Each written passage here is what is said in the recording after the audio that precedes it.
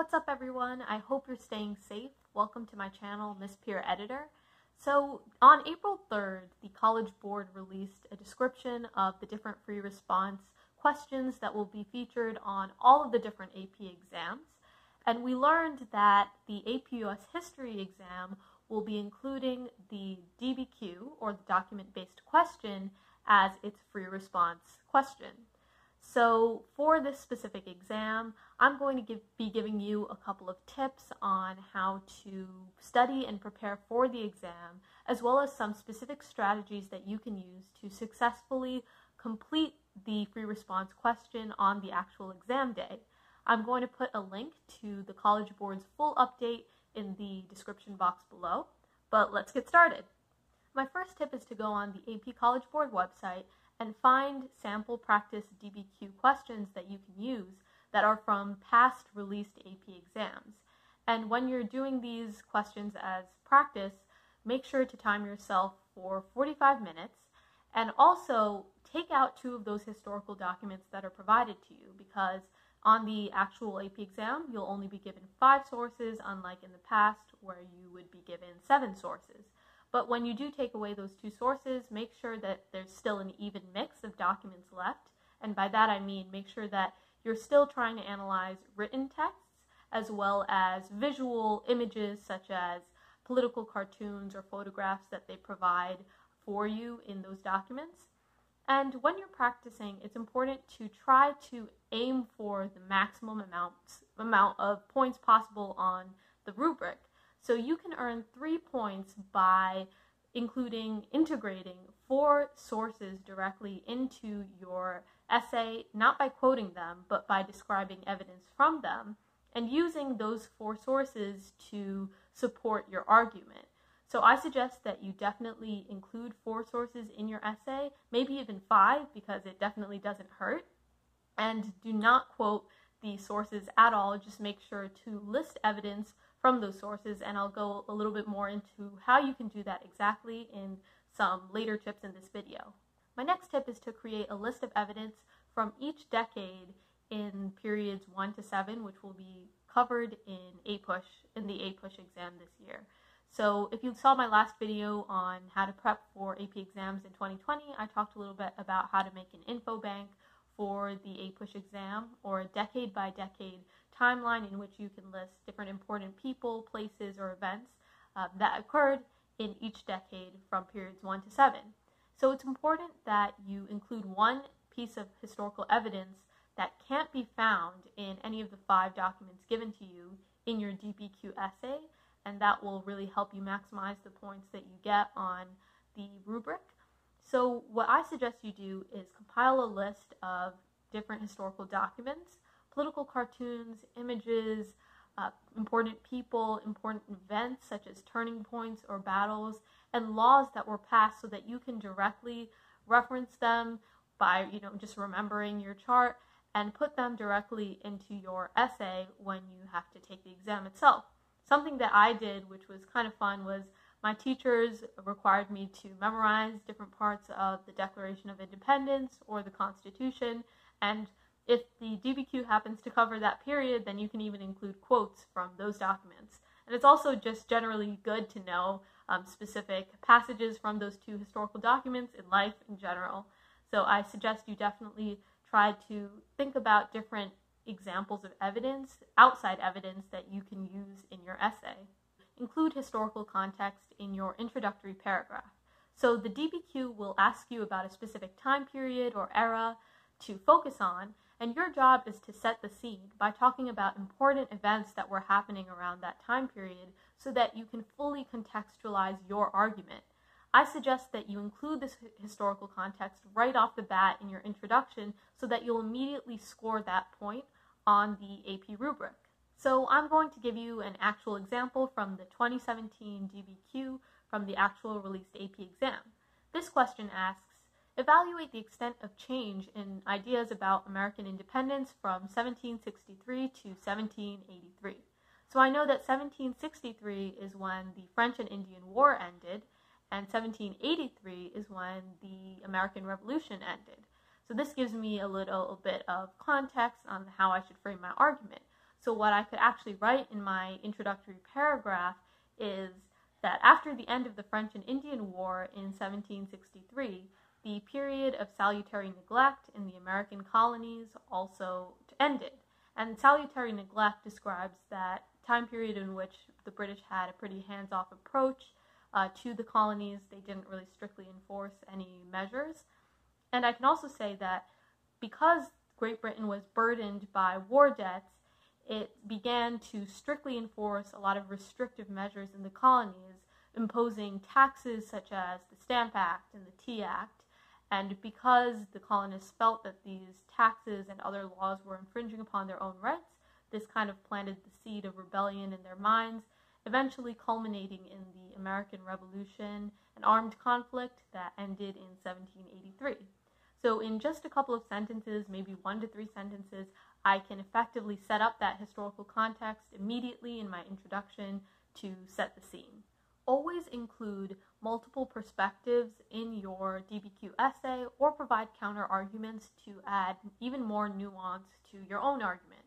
So this is a great way to earn more points and also show that you're not just looking at the prompt from simply one perspective. Instead, you're evaluating all different possible points of view. I'll give you an example.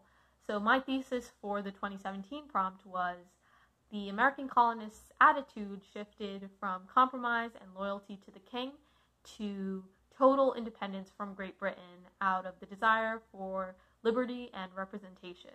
So that is my opinion on how the attitudes towards independence shifted from 1763 to 1783.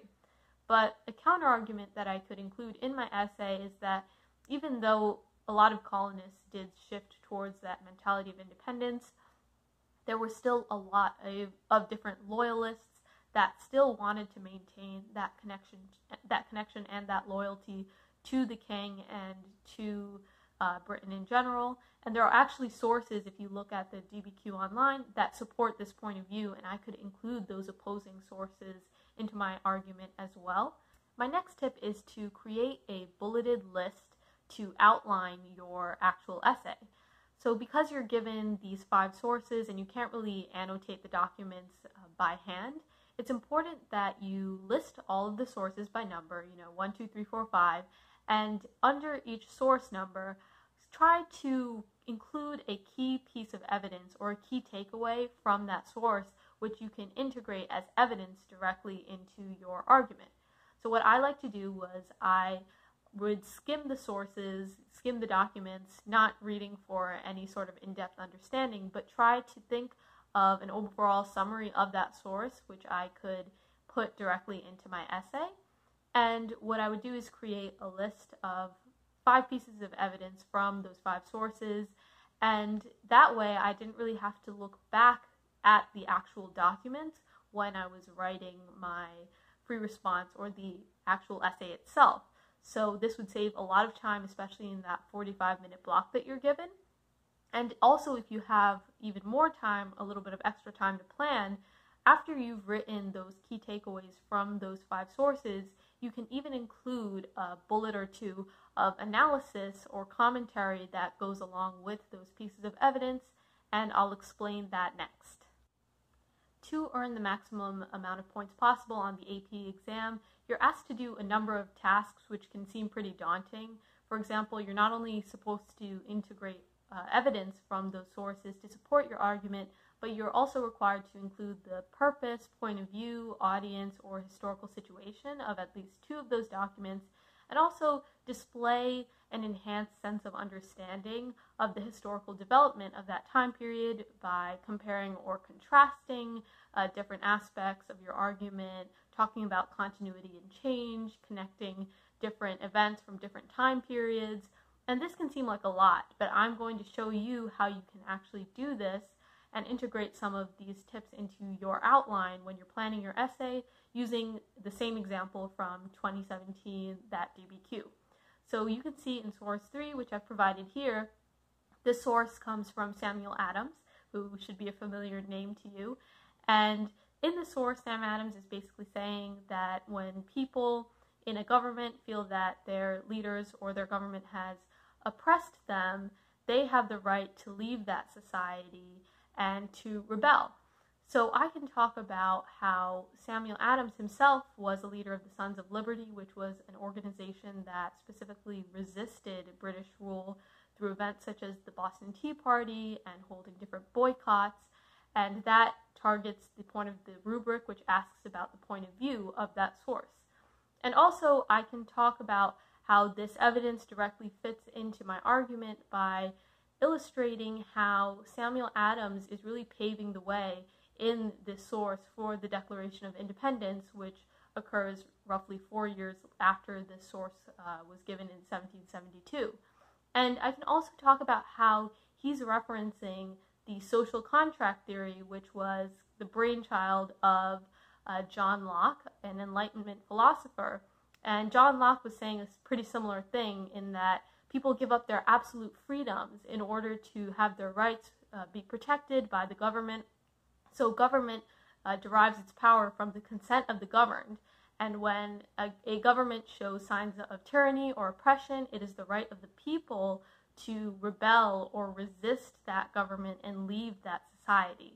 So by connecting this actual source to John Locke and the social contract theory, I'm providing enhanced commentary, and I'm also scoring that point to show my understanding of historical development, because I'm talking about a different time period, the Enlightenment, and kind of comparing it to this current 1770s decade, which will show my knowledge of the different steps leading up to the American Revolution. Even though this exam is fully free response and no multiple choice whatsoever, I suggest that you take a practice multiple choice exam to see which time periods you know the best and in which time periods your knowledge is a little bit weaker. So that way you can figure out which time periods you don't know as well, and then create a more detailed study guide so that you can know that time period when the DBQ actually rolls around, and you'll be equally prepared for all possible decades or eras that the DBQ might cover. So when you take those practice exams, it's important that you figure out which questions you got wrong and which time periods those questions correspond to, so you'll be able to prepare for them accordingly. So if you look online at the AP course and exam description, you should find some sample multiple choice questions which you can take. If you just search online, Google for AP sample free response questions, you should be able to find a couple of free practice tests that you can take to figure out which areas you want to focus on. And also, if you do happen to have a test prep book such as Barron's or Crash Course, feel free to take those practice tests as well. I hope you found these tips helpful. If you did, please give this video a thumbs up, subscribe to receive notifications whenever I make a new tutorial or new tips for upcoming AP exams. Also comment down below with any questions you have about the APUSH exam or AP exams in general. I'll see you next time.